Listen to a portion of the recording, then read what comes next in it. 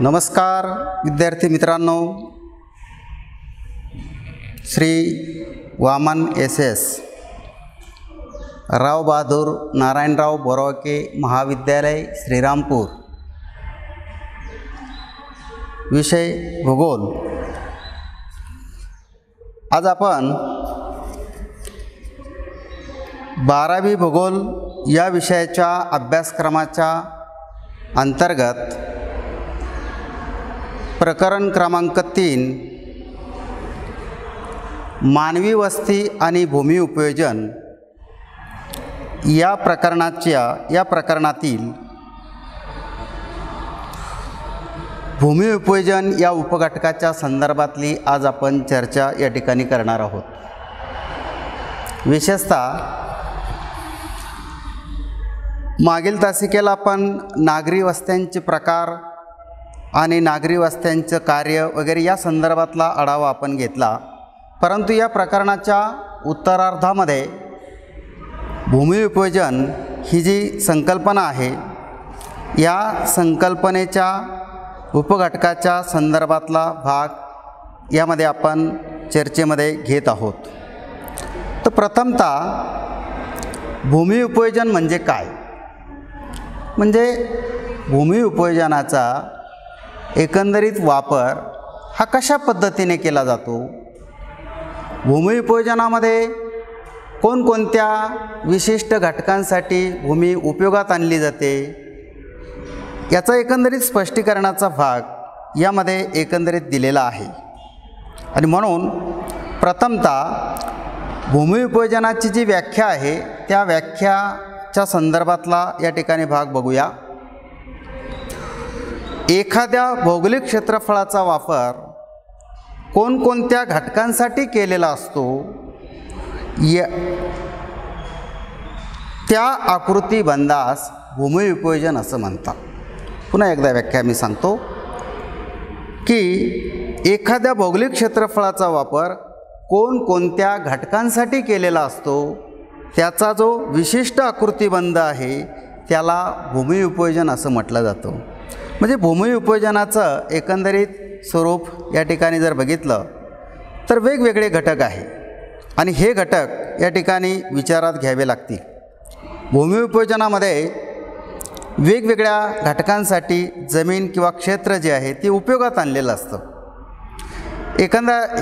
उदाहरणार्थ एखाद्या गावामध्ये जर आपण या ठिकाणी परिसराचं निरीक्षण जर केलं तर भूमी उपयोजनाचा ग्रामीण भागातला एकंदरीत भूमी उपयोजनाचा आकृतिबंध वेगळा आणि नागरी भागातील किंवा शहरी भागातील असणाऱ्या भूमी उपयोजनाचा आकृतिबंध वेगळा येईल।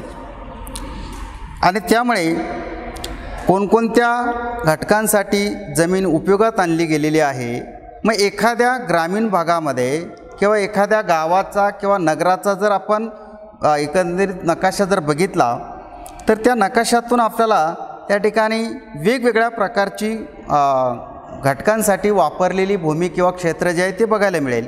तर एक साधारणतः भूगोलशास्त्रामध्ये असे एक संकेत दिलेले असतात, विशिष्ट रंगसंगती वापरलेली असते आणि भूमी उपयोजनाचा एकंदरीत भाग नकाशातून दर्शवलेला असतो।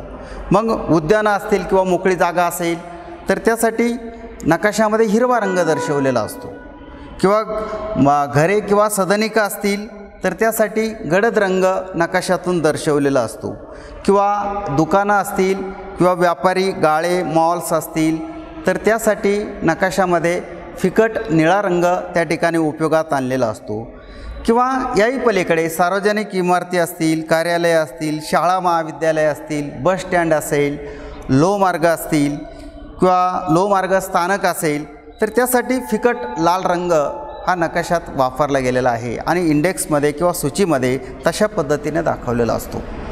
सर्वात महत्त्वाचा भाग जर बघितला तर कृषी क्षेत्र जे आहे ते कृषी क्षेत्र दर्शवण्यासाठी एकंदरीत पिवळा रंग जो आहे तो नकाशामध्ये एकंदरीत वापरलेला असतो। आणि याशिवाय नद्या, सरोवरे, तलाव यांचे जलाशयाचे भाग किंवा जलमार्गांचे प्रदेश दाखवताना त्या ठिकाणी गडद निळा रंग वापरावा लागतो।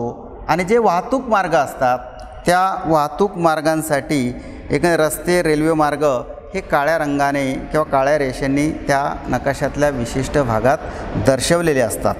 तर यामध्ये एकंदरीत जर बघितलं तर भूमी उपयोजनाचा एकंदरीत भाग अभ्यासताना त्यामध्ये आपल्या असं निदर्शनास येईल की ग्रामीण भागातील भूमी उपयोजन हे नागरी भागातील भूमी उपयोजनापेक्षा पूर्णपणे वेगळं असतं. कारण यामध्ये मूलभूत फरक दोन्ही भूमी उपयोजनामध्ये कोणता असेल तर ग्रामीण भागातील भूमी उपयोजनाचा बराचसा भाग हा शेतीसाठी एकंदरीत मोठ्या प्रमाणात वापरला गेलेला आहे. म्हणजे शेतीचं क्षेत्र हे ग्रामीण भागातून जास्त आहे. म्हणजे शेतीसाठी क्षेत्र हे ग्रामीण भागातल्या भूमी उपयोजनातलं मुख्य वैशिष्ट्य आपल्याला सांगता येईल. आणि त्यानंतर जर आपण या उलट परिस्थिती जर बघितली तर नागरी भागातील भूमी उपयोजन हे जास्तीत जास्त निवासी क्षेत्रासाठी किंवा शहरी भागातील व्यावसायिक क्षेत्र व्यवसायासाठी उद्योगधंद्यांसाठी नागरी भागातलं क्षेत्र जास्तीत जास्त गुंतलेलं असतं. त्यामुळे ग्रामीण भाग आणि नागरी भागातील भूमी उपयोजनातला हा मूलभूत फरक जो आहे तो प्रामुख्याने या ठिकाणी लक्षात आपल्या या ठिकाणी येत असतो. त्यानंतर जर आपण एकंदरीत जर बघितलं तर भूमी उपयोजनाचे प्रकार या ठिकाणी पुढे आपण बघणार आहोत. त्यातील ग्रामीण भूमी उपयोजन म्हणजे ग्रामीण भागातील भौगोलिक क्षेत्रफळाचा एकूण वापर हा कोणकोणत्या घटकांसाठी केलेला आहे त्याचा जो आकृतिबंध असेल त्याला ग्रामीण भूमी उपयोजन असं म्हणायचं आहे. म्हणजे ग्रामीण भूमी उपयोजनामध्ये एकंदरीत वेगवेगळ्या घटकांसाठी उपयोगात किंवा वापरात आणलेलं जे क्षेत्र जे आहे त्या क्षेत्राचा एकंदरीत जो वापर झालेला आहे उपयोग झालेला आहे त्यामुळे एकूण क्षेत्र हे त्यासाठी उपयोगात आणलं गेलेलं दिसतं. त्यानंतर यामध्ये ग्रामीण भूमी उपयोजनाच्या बाबतीतलं मग पहिल्या त्या ठिकाणी वनाखालील क्षेत्र जे आहे म्हणजे एखाद्या ग्रामीण भागामध्ये एकूण वनाखालील क्षेत्र किती आहे म्हणजे त्या क्षेत्राचा समावेश हा वनाच्छादित जमीन म्हणून किंवा वनाने व्यापलेला प्रदेश म्हणून एकंदरीत ओळखले जाते. आणि त्यामुळे वनाखालील क्षेत्र हे ग्रामीण भूमी उपयोजनातलं एकंदरीत पहिलं घटकाचं स्वरूप आपल्याला सांगता येईल. त्यानंतर दुसरा जो प्रामुख्याने घटक आहे तो म्हणजे बिगर शेती क्षेत्र. आता बिगर शेतीचं जे क्षेत्र जे आहे त्यामध्ये रस्ते कालवे ग्रामीण वस्त्या किंवा दुकानं यांचा यामध्ये समावेश होतो. आणि पर्यायाने त्या ठिकाणी द्वितीयक तृतीयक व्यवसाय होणाऱ्या वृद्धीनुसार श्रेणीतील एकंदरीत उपयोजनात जी वाढ झालेली असते त्यामुळे बिगर शेतीचं क्षेत्र जे आहे हे ग्रामीण भागात एकंदरीत आढळतं.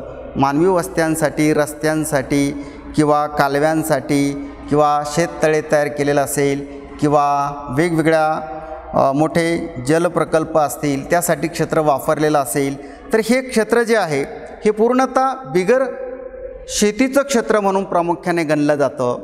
आणि त्यामुळे अशा क्षेत्राला बिगर शेतीचं क्षेत्र म्हणून ओळखलं गेलेलं आहे.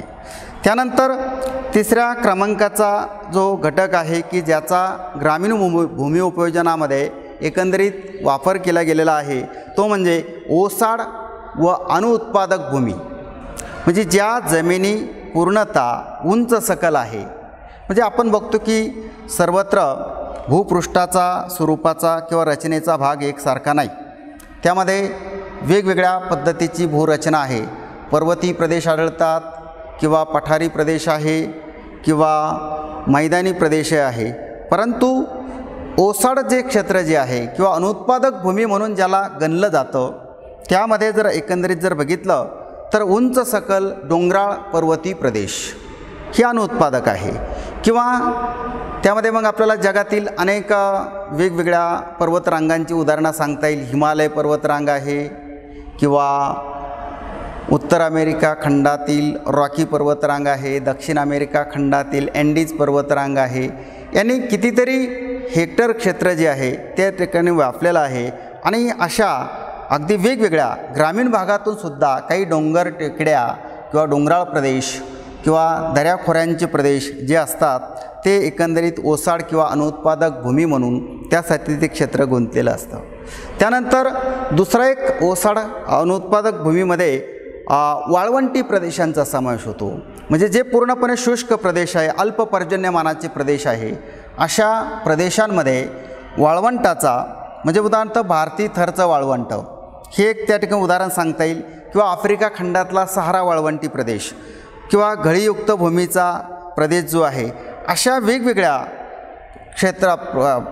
भू आकारांचा भाग विचारात जर घेतला किंवा क्षेत्राचं स्वरूप जर विचारात जर घेतलं तर ते ओसाड क्षेत्र म्हणून किंवा अनुत्पादक क्षेत्र म्हणून त्याची गणना एकंदरीत केली जाते. आणि त्या अनुत्पादक वर्गामध्ये जी भूमी एकंदरीत शेतीसाठी त्या ठिकाणी वापरता येत नाही, अशा भूमीचा समावेश ओसाड व अनुत्पादक भूमी म्हणून एकंदरीत केला गेलेला आहे. तर या सर्व बाबींचं जेव्हा आपण या ठिकाणी अवलोकन करतो तेव्हा चौथ्या क्रमांकाचा ग्रामीण भूमी उपयोजनामध्ये जो एकंदरीत घटक आढळतो तो म्हणजे कायमस्वरूपी गायरान किंवा चराऊ पुरणे. हा ग्रामीण भागातील म्हणजे एकंदरीत आपण बघितलं तर अनेक गावांना गावठाण क्षेत्र आहे किंवा त्याला गायरान क्षेत्र असं म्हटलं जातं. जर आपण आपापल्या गावाचा जर नकाशा बघितला तर गावठाणाचा जो नकाशा आहे गावाचा किंवा गावामध्ये गावठाण क्षेत्र दर्शवलेलं असतं. आणि हे क्षेत्र जे आहे ह्या क्षेत्रामध्ये काही प्रमाणामध्ये एकंदरीत गावातील मग जनावरांना चरण्यासाठी जागा असते किंवा पशुपालक जे आहे, शेळी मेंढी पालन करणारे जे शेतकरी वर्ग आहे ते त्यावरती जनावरं चरण्यासाठी नेतात किंवा गायरान म्हणून किंवा चराऊ जमीन म्हणून त्याचा एकंदरीत वापर केला गेलेला आहे. तर अशा प्रकारचं जे क्षेत्र जे आहे ते ग्रामीण भागामध्ये ग्रामपंचायतीच्या मालकी हक्काचं असतं, कारण ग्रामपंचायतीला त्या माध्यमातून एकंदरीत मिळकत मिळत असते किंवा ग्रामपंचायत ते क्षेत्र एकंदरीत उपयोगात आणत असते. कारण ग्रामपंचायतीला जर भविष्यकाळामध्ये काही या ठिकाणी बांधकाम करायचं असेल किंवा काही प्रमाणात प्रकल्प राबवायचा असेल तर त्या क्षेत्राचा वापर किंवा काही सार्वजनिक स्तरावरचे शासनाचे काही नवीन उपक्रम जर आले किंवा काही शासकीय इमारती असतील, ग्रामपंचायत इमारतीचं बांधकाम असेल किंवा तलाठी कार्यालय असेल, त्याचं नूतनीकरण असेल, तर या क्षेत्रामध्ये म्हणजे गावाच्या विकासाच्या दृष्टिकोनातून गावठाण क्षेत्र ही ग्रामपंचायतीच्या मालकीचं असल्यामुळे त्याचा वापर एकंदरीत केला गेलेला आहे. आणि म्हणून अशा ग्रामपंचायतीच्या क्षेत्राचा भाग कायमस्वरूपी एक गावठाण क्षेत्र म्हणून त्याचा वापर एकंदरीत केला गेलेला आहे. तर अशा वेगवेगळ्या पद्धतीने ग्रामपंचायतीची मालकीची जमीन ही पंचायतीच्या सार्वजनिक मिळकतीचं एक साधन ठरतं आणि भविष्यकाळात त्या ग्रामपंचायतीला त्या माध्यमातून एकंदरीत फायदा किंवा आर्थिक मिळकतसुद्धा काही प्रमाणात मिळत असते. त्यानंतर जर आपण बघितलं तर किरकोळ वृक्ष पिके आणि वनराई जमीन म्हणजे यामध्ये निव्वळ लागवडीखाली नसलेलं जे क्षेत्र जे आहे ती यामध्ये प्रामुख्याने येतं. आणि त्यामध्ये एक लागवडी क्षेत्राचा त्या ठिकाणी फळबागा फळझाडांखाली असणारं क्षेत्र जे आहे या क्षेत्राचा बहुतेक भाग हा त्या ठिकाणी खाजगी मालकीचाही त्या ठिकाणी असतो. परंतु हे क्षेत्र या वृक्षांच्या माध्यमातून, काही फळपिकांच्या माध्यमातून किंवा काही वनशेतीच्या माध्यमातून ही जमीन त्यामध्ये समाविष्ट झालेली असते. हे क्षेत्र त्या विशिष्ट घटकांसाठीच वापरलेलं असतं, हे त्याचं वैशिष्ट्य आपल्याला सांगता येईल. त्यानंतर पिकाऊ अनुत्पादक जमीन म्हणजे एकंदरीत जर बघितलं तर 5 वर्षापेक्षा अधिक काळ पडीक जमीन जी असते तिला पिकाऊ अनुत्पादक जमीन म्हणतात. म्हणजे एखादा शेतकरी ती जमीन 5 वर्षापर्यंत जर करू शकला नाही किंवा लागवडीखाली आणू शकला नाही तर त्याला पिकाऊ अनुत्पादक जमीन या सदरात प्रामुख्याने मोडलं जातं, पड जमीन म्हणून. आणि अशा जमिनीमध्ये एकंदरीत कोणत्याही प्रकारचा त्या ठिकाणी फारसा पिकांचा भाग त्या ठिकाणी आढळत नाही किंवा तिची गुणवत्ता वाढवून देखील त्या ठिकाणी लागवडीखाली ती आणता येऊ शकते. परंतु काही कारणास्तव ही जमीन त्या ठिकाणी पिकाऊ असते परंतु अनुत्पादक ठरते. कालांतराने ती जमीन शेतकरी तो उत्पादनाखाली किंवा पिकाखाली त्या ठिकाणी आणू शकतो.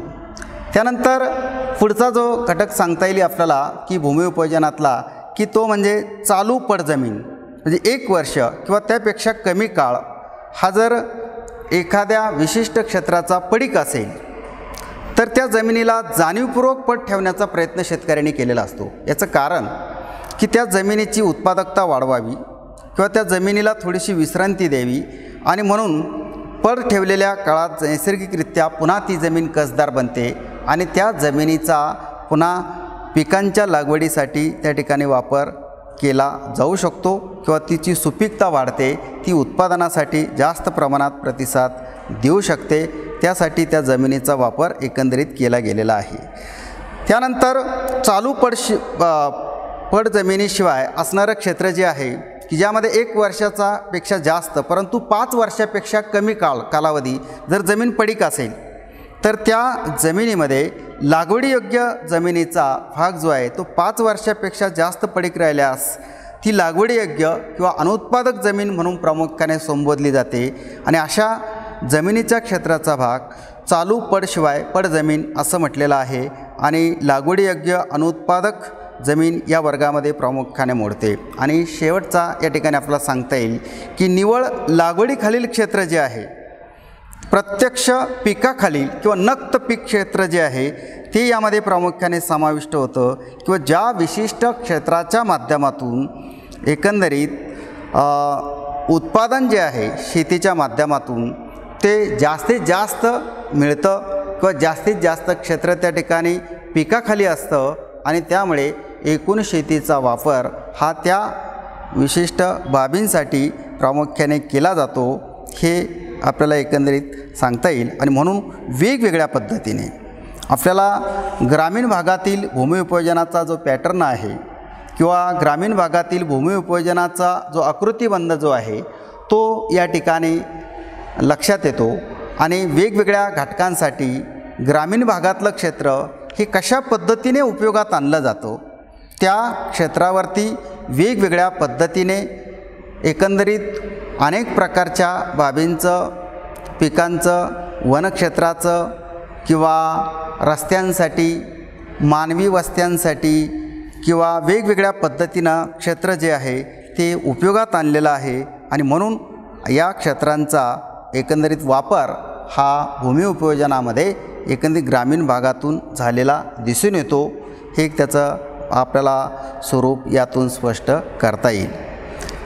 या ग्रामीण भूमी उपयोजनामध्ये असणाऱ्या वेगवेगळ्या पद्धतीने असणारी ग्रामीण भूमीचं उपयोजन बघितल्यानंतर आपण नंतरच्या तासिकेमध्ये नागरी भूमी उपयोजनाचा आकृतिबंध जो आहे तो या ठिकाणी अभ्यासणार आहोत. तर नागरी भूमी उपयोजनाच्या माध्यमातून वेगवेगळ्या पद्धतीनं जे भूमीचं उपयोजन प्रामुख्याने केलं गेलेलं आहे त्या भूमी उपयोजनामध्ये नागरी क्षेत्राचा वापर हा कोणकोणत्या घटकांसाठी केला गेलेला आहे त्या संदर्भातली चर्चा आपण नंतरच्या तासिकेत करूया. धन्यवाद.